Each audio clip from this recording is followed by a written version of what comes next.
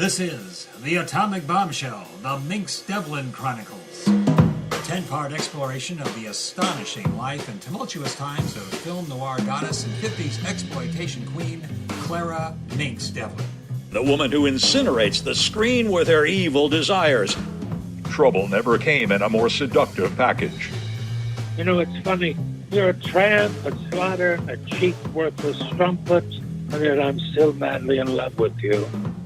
A Renoir portrait, as written by Balzac, but with the droll irony of Voltaire. She is, in my considered opinion, the most dangerous woman alive.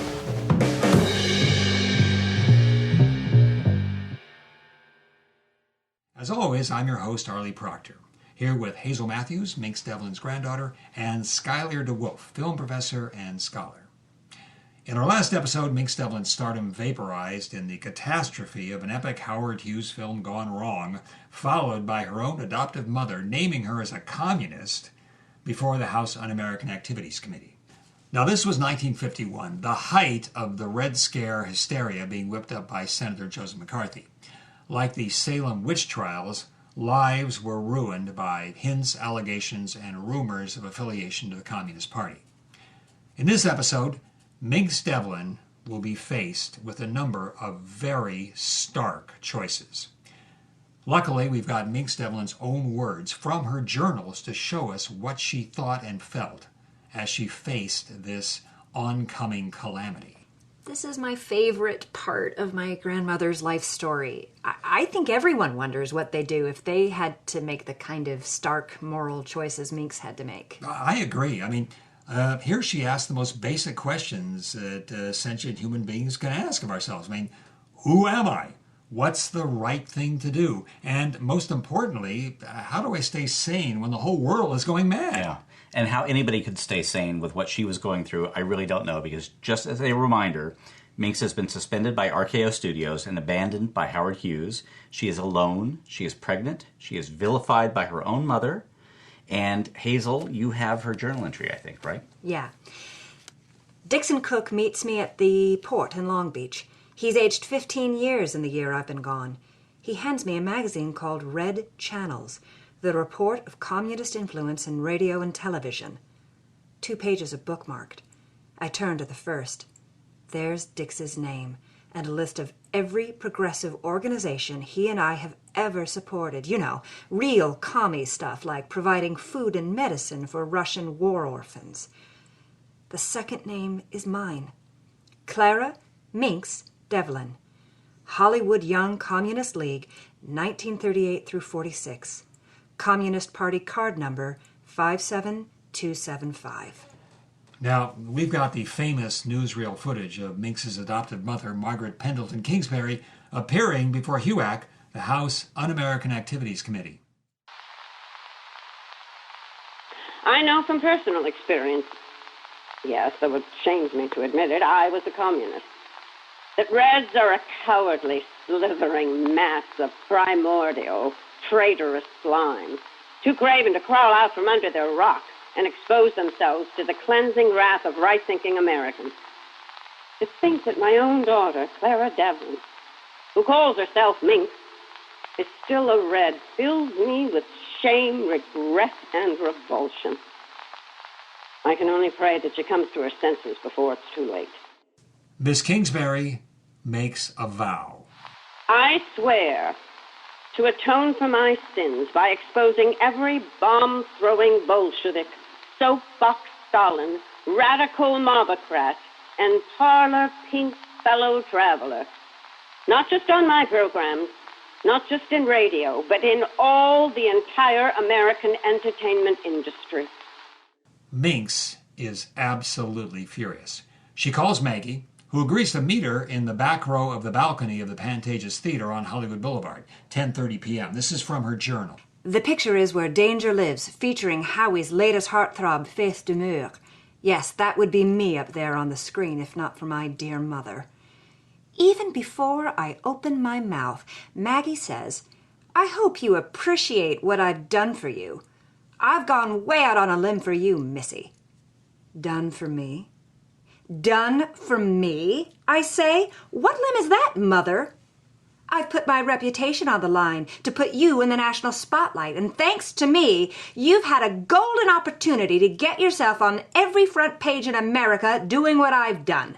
Renounce the party, wrap yourself in the flag, and throw yourself on the mercy of the movie-going public. Sure, why not? All I have to do is name all our friends and ruin their lives. This whole time she's been watching the movie screen. Now she turns and fixes me with those steel blue eyes. Their lives are already ruined. Your job is to save yourself, Clara. It's so easy. Just blame me. I forced you to join. It's the perfect alibi that happens to be true. If you're a good girl, you'll be back, bigger than ever. If you don't... She pauses. I say, what then? She turns back to the movie screen. Then I wash my hands of you forever. I open my mouth to say something, but I realize it's all been said. Since the day she adopted me, Maggie has been my instructor on how to survive in this world. Do unto others and move on. My teacher has just presented her final exam. No letter grades this time, strictly pass-fail. And so, Mynx faces the most perilous choice of her life. From her journal. April 5th. God, do I remember that day. Today Julius and Ethel Rosenberg get their death sentence. Dixon Cook Jr. appears before HUAC and refuses to name names. And me? I'm at home. When my water breaks. I panic. What am I going to do? Call a cab? I'm in LA. That could take 45 minutes. I waddle outside. There's a 49 Plymouth across the street with two young lads pretending to read newspapers. The FBI, naturally. J. Edgar Hoover has put a 24/7 tail on me. 6 agents working 8-hour shifts, 7 days a week. I shamble up to them and pound on their side window with an open, blood-stained hand. Give a working girl a lift to the hospital? The first agent says, I'm sorry, miss, but we have no idea what you're... But the second one cuts him off. Shut up and help the lady into the back seat. Over 2 blocks of bumping and swaying, I know we'll never make it. Pull over! My daughter is delivered by FBI Special Agents Nick Nightingale and Harlow Cummings. When we arrive at the Angel of Mercy Hospital at the corner of Venice and Bagley, my baby is rushed to the incubator unit. I can't know it then, but this will be the last time I lay eyes on her, my daughter, for several decades. I'm in my hospital bed. I make a decision that will haunt me the rest of my life. I'm 22, scared to death, staring into an open grave. I can't take care of myself. How am I going to take care of a helpless child? I decide to give her up for adoption. I can't. I shouldn't. But I do. Oh, God. Oh, you feel her torment. It's so heartbreaking. I know, yeah. So Mynx leaves the hospital 3 days later. When she gets home, she finds a letter. It's from Dixon Cook Jr. on letterhead stationery from the Plaza Hotel in New York. Stated April 2nd, 1951. This was in her scrapbook. After what she did at the hospital to get a letter like this, I can't read it. Would you mind? Sure. Here's the letter. Dear Clara, they had the names. That's what gets me, Toots. They had the damn names, all of them. They gave me a list of names they already had. All I had to do is go in front of the committee, pretend I was a hapless stupid of the commies, and beg the committee for forgiveness. To show my good faith, I had to give them the names that they gave me of my fellow communist conspirators.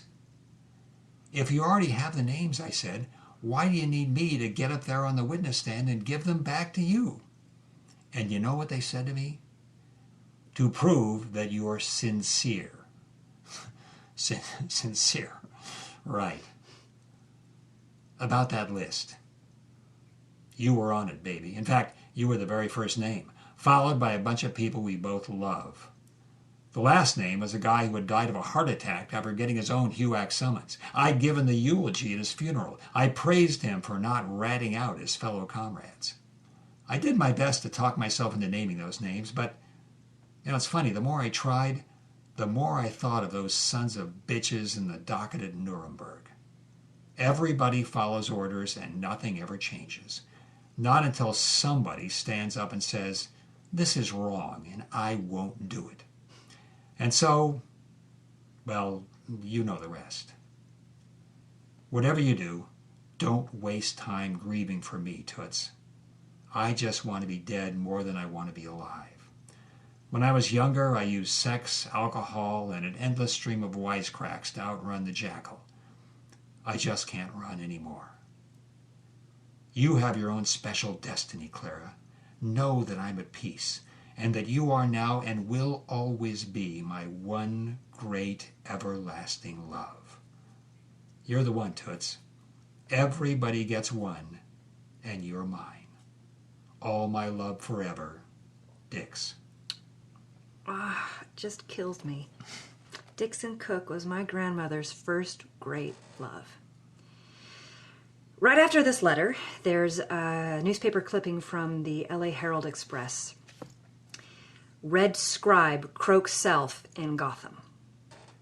The funeral is in New York on April 10th. Now, this is once again from her journal. 13 people are there. 11 are old newspaper and Broadway pals. The Hollywood contingent is yours truly and Raquel Rocky del Fuego, the so-called Tijuana firecracker of 1930 screwball comedies and one of Dix's ex-wives. The service lasts half an hour. I'm invited to say a few words. Dixon Cook Jr. was an adorable reprobate who loved women, made millions of people laugh their heads off, and sucked on language like a peppermint lifesaver. He was true to himself to the very end, and now he's gone. For those he left behind, there's a hole in the world big enough to swallow the universe. Thank you. After the service, the minister hands me the cremation urn in an envelope. It's a note from Dix. Dear Glamour Girl, it would fill me with gladness if you would take these ashes and blow them in the face of Howard Hughes. The guy can make me laugh even after he's dead. As I exit the church, a sweaty butterball in a baggy suit shoves something into my hand. You've been served, Miss Devlin? It's my pink slip. I've been ordered to appear in room 226 of the old house building before the United States House of Representatives Committee on Un-American Activities. Now we come to what I think of as maybe the biggest challenge of Mynx Devlin's entire life. This is the one that just killed her lover, Dixon Cook Jr. So what's she going to do when she goes in front of the House Committee on Un-American Activities? She can pretend she's contrite and give names destroying the lives of those people, all of whom are her friends and colleagues, or she can tell the committee to go to hell and lose everything. Now, it's good to remember that mostly what Mynx was being accused of here was supporting Russian war relief efforts during World War II. Mostly what she did on those various committees she joined that got her on the blacklist was raise money to feed starving Russian war orphans. And this is when Russia was our ally. In fact, most historians agree Russia defeated the Third Reich by crushing the German army at Stalingrad. The U.S. lost about 450,000 people in World War II. The Russians lost more than 20 million. For every one we lost, they lost 40. And Mynx was just part of the effort to try to keep their children from starving. Now, she's clearly in agony about her dilemma. She writes, I'm supposed to be in Washington in a week. What am I going to do? If I invoke the First Amendment and tell the committee they have no right to question my political beliefs, they'll hold me in contempt and send me to prison, just like the Hollywood 10. If I take the Fifth, they'll blacklist me. If I cooperate, I'll betray my friends and everything I believe in. It's a hell of a choice. I swallow my pride and dial up the Howard Hughes exchange. Howard himself comes on the line. Well, Clara, I knew you'd come crawling back to me. He arranges a meeting with his fixer, Damascus Poe. Damascus Poe. Now, the blacklist produced a new legal occupation, industry clearance specialist. This was Damascus Poe. He's the one who was doing this for Howard Hughes. Here's how Mynx described their meeting. According to Poe, my salvation would be delivered in 3 parts. First, I meet in a closed session with committee members and spill my guts about my sordid communist past. Then I'd have lunch with Hedda Hopper and give her an exclusive interview about what a poor, pathetic dupe I've been, and how I was now an all-American straight arrow. And then I'd appear before HUAC and publicly give back the names they'd given me in the closed session. Poe handed me the list of 10 names. The first name on the list was Dixon Cook, Jr. I knew he'd be there, but to see his name in black and white. A horrible wave of nausea crashed over me. I asked Poe if I could give 9 names instead of 10. No, it had to be 10. Was there another name besides Dixon Cook, Jr. I could give? No, it had to be Dix. This would prove that I'm, and here's the word again from Dix's suicide letter, sincere. He said, everyone knows about you and Mr. Cook. Sharing his name will be seen as an act of courage. Any other course of action will cause you to be blacklisted and possibly imprisoned. Can I say it any more plainly? Mynx knows she has to get a second opinion, so she calls up an old pal, Clarence Vanderbeek, the lawyer who bailed her out of her pot bust back in 1947. I describe my predicament, he says. Let's say you become a friendly witness. You give Mr. Cook's name and the others. You kiss Hedda's ring and she absolves you. You think that's the end of it? I nod. He smirks.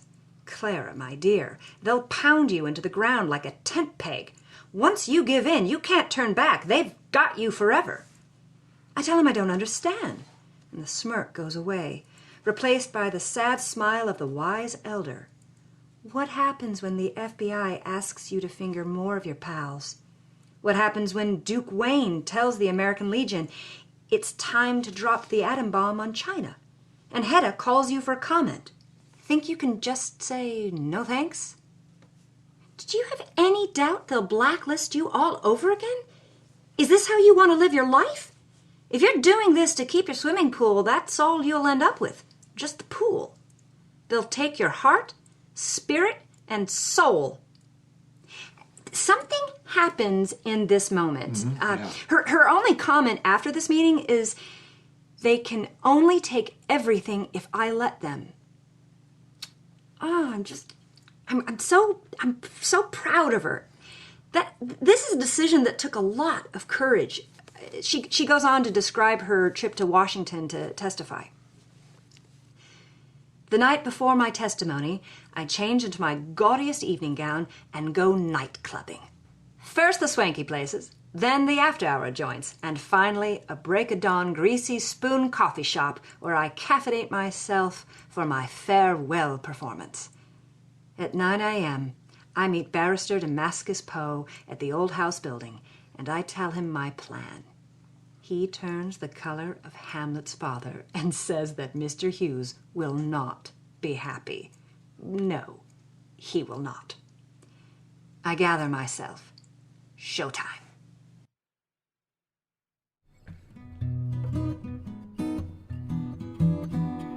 Time for a short break. Ever notice when people like us ask for a donation to sustain this podcast, we say we're supported by people like you. We're not supported by people like you. We're supported by you, personally, sitting right there. We designed this podcast to go in your ear, through your heart, by way of your funny bone, and directly to your purse or wallet. If you take just a moment to go to richlyspun.com and pitch us some elusive spondulix, aka cash money, we'd so appreciate it. That said, now back to the Atomic Bombshell.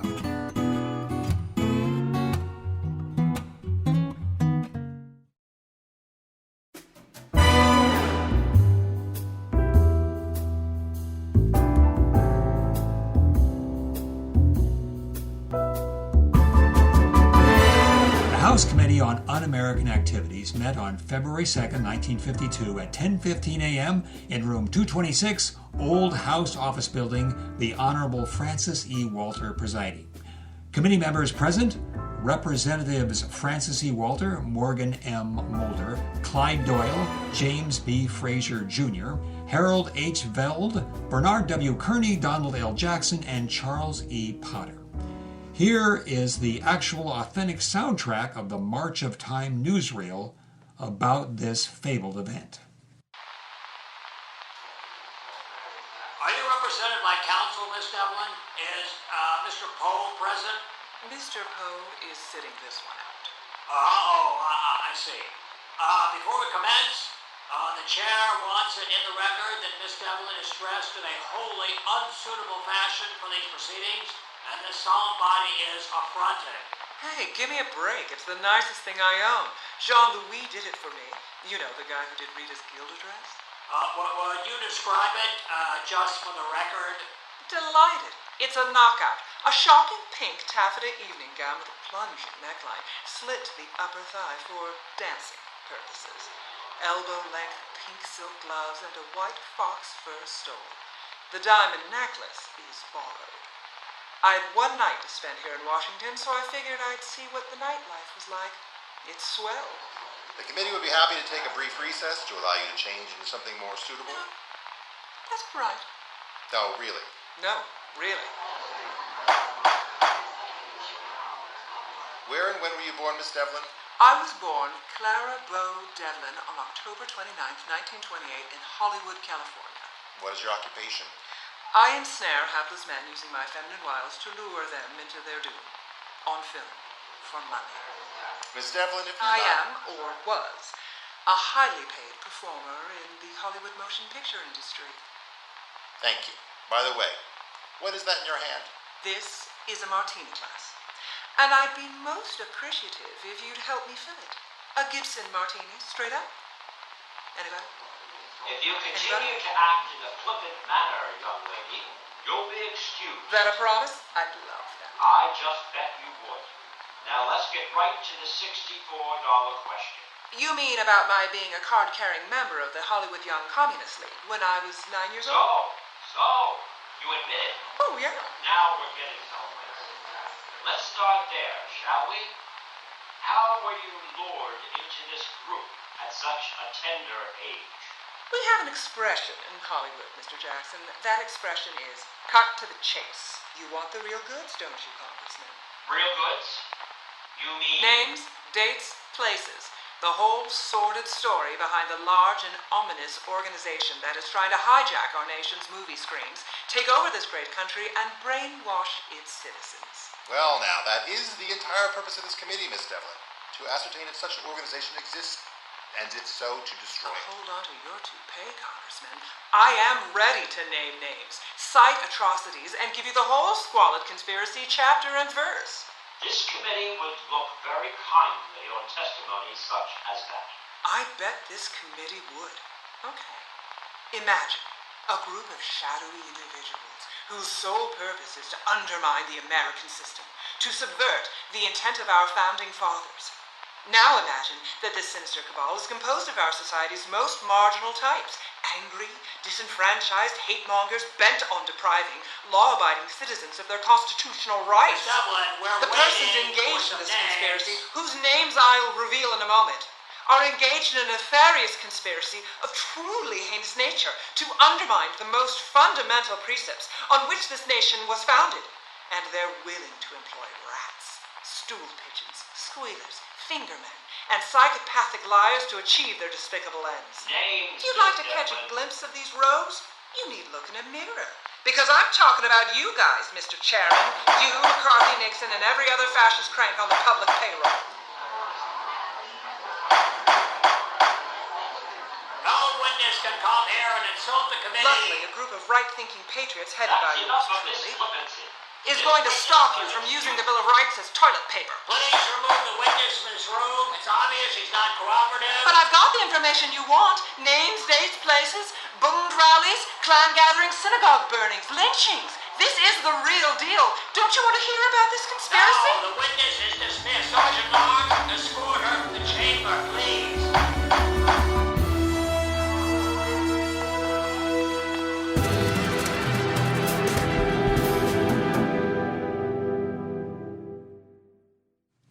Mynx Devlin flies home. When she gets there, she discovers that her house has been emptied of everything but the bed. 3 letters are on the floor under the front door mail slot. The first one is from her adoptive mother, Maggie Kingsbury. This is from her scrapbook. Dear Clara, you are a fool. I wash my hands of you forever. No, that's not quite true.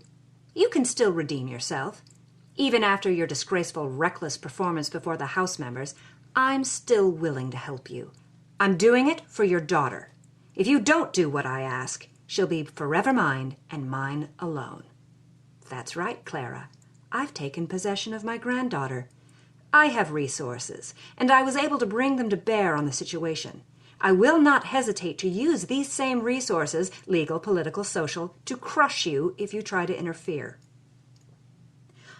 Oh, you could hire a lawyer, but guess what, Clara? You're broke. Remember years ago when you authorized C.C. Bliss to oversee your finances and gave him the power to write checks on your account? He was facing the same consequences you and I were because of his past political associations, so I helped him cleanse himself. He thanked me by impounding the money in your accounts to set up a fund for your daughter's future education. So now your net worth is exactly 0. I've taken your books and furniture so you won't be able to sell them and forestall this decision. You've one hope of finding work. Renounce your old life, name names, and join me.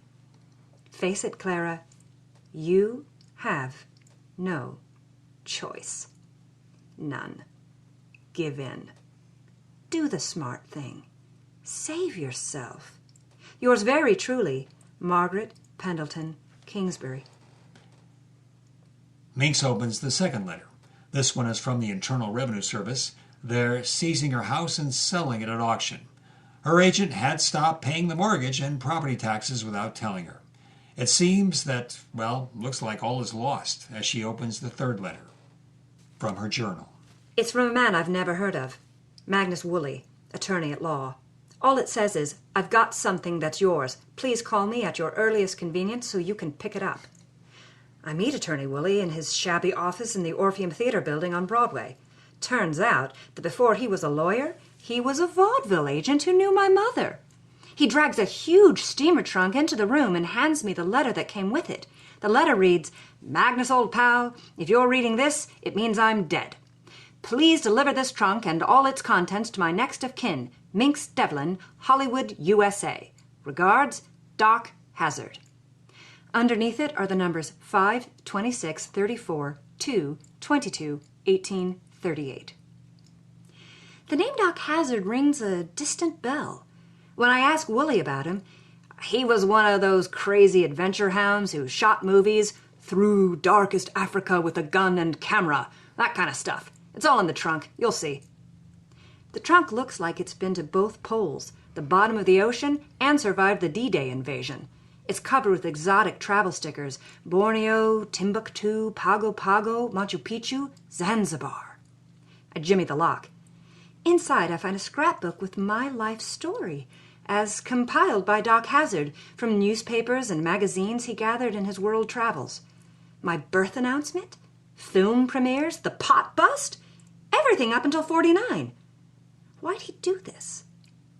Then it hits me. Of course. This guy must have been my father. 1928, swashbuckling filmmaker meets eager starlet, a nightclub, a tryst, and the baby arrives while he's off watching gorillas mate in the Belgian Congo. Hazel, can I just say that every year I teach an entire summer course on Doc Hazard because this guy had a life. Let me tell you, I will try to give you the short version of it. Doc Hazard was one of the immortals of a lost cultural archetype, which is the explorer, filmmaker, showman. We're talking Frank Buck, Clyde Beatty, Martin Enosa Johnson, and Doc Hazard. Forbidden Jungle was the name of the first smash hit Guna Guna movie, as they call them. And for the next 15 years, Doc Hazard financed his globe-trotting celluloid safaris by releasing these heavy-breathing movies with names like Jungle Gigolo and Gorilla Gals and Song of the Baboon. I'm not making this up. And Naked Love Savages. Ah, yeah. Yeah, that's a good one. So Hazard would send all this footage back to the United States, and there it was edited, narrated, titled, and distributed by who else? His producing partner, Herbert W. Zuzman. Yeah, who else? Right. I'll continue from her. Okay. Yeah. I empty the trunk, and what's this? A false bottom. I use a kitchen knife to pry up the cedar floor. There's a narrow strong box with a combination lock. Yes, the note. 5, 26, 34, 2, 22, 18, 38. Bingo! A 10-inch reel of 16mm film is nestled there, and a note with the words Clara Devlin on the outside. The note says, Dear Clara, if you're ever jammed up and need dough, take this reel of film to a wannabe DeMille and full-time swindler named Herb Zuzman and tell him to get out his wallet. Tell that cheap son of a bitch that he was right all along. I was holding out on him. This, darling, is the real solid gold McCoy, rip-snorting, blood-curdling, money-in-the-bank stuff that'll give that thieving bastard a heart attack. Hold out for top dollar. Repeat, hold out for top dollar. Walk away if you have to. Proud of you, Clara. See you on the other side. Doc. In his research, Schuyler discovered a Cinémathèque Française documentary from the early 60s that included an extensive interview with Mr. Zuzman. I had a mental wish list of dream footage I could build a movie around. It was a short one. A real UFO landing, any movie star humping any other movie star, Hitler committing suicide, the Pope boning an abbess, the second coming of Christ, and a real headhunting expedition where they, kill a guy and eat him on camera and everything. So Mynx buzzes me and asks for a meeting, midnight, my office. She knows I keep a shoebox full of dough in my desk drawer. I knew Mynx was jammed up with J. Edgar's Red Squad. I figured I might be able to get her to top-line one of my cheesecake movies, like Strip, Strip, Hooray, or Nudie Cuties in 1952, One Day of Work, 500 cash. Instead, she walks in with this reel of film and hands it to me. Jesus H. Holy Hannah, shit in your hat, Christ almighty. I knew it. That rat bastard Doc Hazard was holding out on me. He had the good stuff the whole time. And talk about good stuff. Real clear shots in focus of naked headhunters sneaking up on a village, impaling their prey, cutting their heads off and roasting body parts over an open fire. And then eating the parts like you'd eat a chicken leg. You could see everything. It was the most wonderful stuff I'd ever seen. Man, oh man, the rubes would scarf this up with a steam shovel. This would play drive-ins forever. Herbie makes a half-hearted effort to lowball me, but his heart isn't in it. His eyes are swollen. He's weeping with joy. He offers me $75. I pack the film up and start out the door. I grab her and beg her to stay. If that film leaves the office, I'll never forgive myself. I owe it to my public to get these pictures out there. This would be the Goona Goona movie to end all Goona Goona movies. I end up laying out 5,000 scoots, which is more than I ever paid for anything in my life, including the Bonnie and Clyde death car, Hitler's brain, and Dillinger's dong in a pickle jar. I even offer her a bonus, but she wouldn't take it. He offers me $6,500 if I'll let him have the footage, and then, I think this is the way he puts it, let him saw off a chunk. I tell him I'd rather have a hysterectomy with an egg beater than have sex with him. $5,000 was more than enough to get where I was going. I'm assuming Mr. Zuzman was able to bring this film to market. Oh, yes, indeed he was, and we have the trailer. Ah. And now, a message of importance from Mr. Showmanship, America's most distinguished independent film producer, Mr. Herbert W. Zuzman. Thank you. Soon this theater will present my latest and greatest filmed on location in Borneo, absolutely true, no-kidding motion picture shockumentary, A film of forbidden jungle love filled with weird native customs, blood-curdling orgies, virgin savagery, and acts of cannibalism so horrifying the Catholic Church has rated this film forbidden. So, what's got the Pope in a panic? Are you gonna let the pontiff push you around so you'll miss your one and only chance to see the weirdest, most astonishing Aboriginal love rituals ever captured on celluloid? You've waited your whole life to see this motion picture, and I'm risking my life to bring it to you. Don't chicken out now. See Flesh-Eating Fiends. Coming this Friday and Saturday nights. Women only at 7 p.m., men only at 9 p.m. You are strongly advised to abstain from eating at least 18 hours before seeing this film. Nurse and ambulance in attendance at all screenings. I make you this solemn promise. I will personally give you your money back if you are not horrified, shocked, and thrilled to the very core of your being. To the core of your very being. Yep. Well, yeah, that's salesmanship. Flesh-Eating Fiends is so shocking that the Catholic Legion of Decency creates an entirely new category in its rating system. Instead of just the old-fashioned condemned, the CLD declares this film forbidden, meaning that the church hierarchy will, and I quote, call down a malediction upon the transgressor so that his soul will be consigned to the searing hellfire of eternal damnation, end quote, for watching it. Yikes. Naturally, this is manna from heaven for Herbie Z. I mean, he takes off across the country with this film. It's a thing of beauty. The last epic chump fleece. I stay on the road for 2 years, grifting every dime I can. I'm proud to say that up until the very end, in January 1954, I'm still filling every house and still causing at least 5 suckers to lose their lunch at every performance. Now Mynx Devlin has $5,000 to make her escape from her adoptive mother in the HUAC witch hunt. So where does she go? It's her greatest adventure yet, featuring a Spanish surrealist who stars her in a Mexican wrestling movie, a Cuban revolutionary who falls under her spell, and, most importantly, the recipe for the greatest martini in all creation.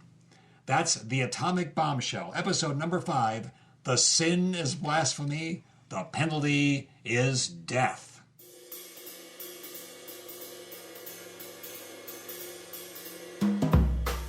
The Atomic Bombshell, The Mynx Devlin Chronicles, is produced in Hollywood, California by Tales Richly Spun. This episode is directed, produced, and edited by Matthew Solari and written by Arlie Proctor. Co-producer Kevin Whitaker, artwork by Rowan Proctor. Special thanks to Caitlin Mulder, Stephen Smith, Bob Rumnock, Tony Russamano, Jennifer Taub, and Michael Rothar. Please visit richlyspun.com/Atomic Bombshell to find books and movies about the Red Scare, the era Dalton Trumbo described as the time of the toad. And you can pre-order the book that inspired this podcast, Mynx Devlin's epic autobiography, where she describes a life richer in melodrama than anything ever dreamed of by Jacqueline Suzanne.